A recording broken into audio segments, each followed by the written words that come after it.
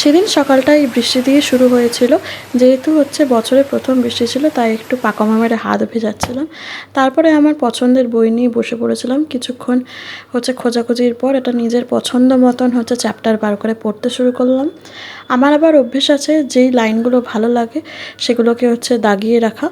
কিছুক্ষণ পরেই তোমাদের দেখাবো, দেখতে পাবে যে কিছু কিছু লাইন আমি দাগ দিয়ে রাখি, ভালো লাগে, শিক্ষা হিসেবে নিই জীবনের, যেগুলো হচ্ছে চলার পথে আমাকে অনেক সুবিধা করে থাকে। আরও কিছুক্ষণ পড়লাম, পড়তে পড়তে অনেকটা সময় চলে যাওয়ার পর হচ্ছে পেয়ে গেছিলো হচ্ছে খিদে।